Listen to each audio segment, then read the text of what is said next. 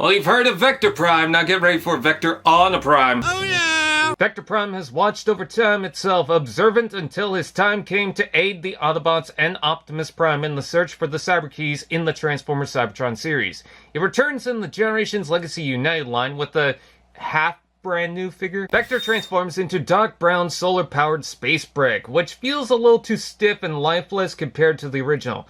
Don't mind the brown, it's a repaint and it's the only copy I have. But this rendition feels off for two reasons. The wings are one solid piece that just rotates with no paint, but I like the rectangular outline pattern and additional peg. I think my biggest issue is the nose. It doesn't extend far enough from the canopy and the shape is too... well, girthy. I'm not sorry, that's the word I chose. That's because it's a remold of G-Axis, which wouldn't be a bad choice, but you could tell from the legs that take up half the top. If it helps, you can fold in the top fin. It's not all bad, the colors are nice with crimson, metallic blue, and gold for the inner gears. You can almost see a sword pattern for the ancient Space Warrior, and they even sculpted the notch where the original missile will go. For the sword, it just plugs underneath, but the key has a dedicated slot on top. By the way, Safeguard fits. Yeah. It's not all bad, just doesn't feel as slick or exciting for a gray blob. At least it doesn't feel as restricted as the Galaxy Prime. Robot mode.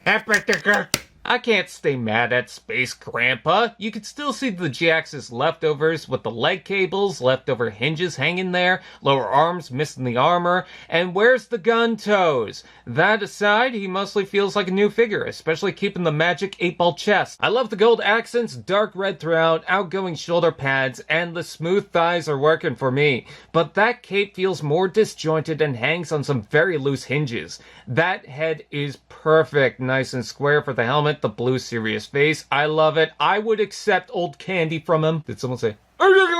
All joint ahead, shoulders out and in, forward and back rotation below, elbow bend, wrist rotation, fingers, waist rotation, hips out and in, forward and back rotation below, knee bend, foot forward, back and tilt. Alright, there's some problems. The knees and hips feel loose, and the shoulder joint looks awkward tilted up, but I stopped caring because bam, boom, pow! Way more agile than the original. Age of the Prime, start eating! Let's take a look at the accessories. He needs his sword, which he can hold, with a sparkle in the transparent blue plastic. It can be stored on the back, even if you decide to fold it in the peg. Then there's his unmatched cyber key, keeping the original geared design. It matches the scale with other legacy figures so it can swap, but with this, you can plug it into the chest like the original, get him to hold it, plug it into the sword, or there's an additional slot in the back for storage. Still missing our minicons. The one time we could do with the Target Master. I'm not going to deny I wish Hannibal Vector had his own mold. You could tell the reuse added a lot of restrictions, but how can I stay mad? We got more Cybertron characters from Legacy, and he's such a pivotal bot for the story.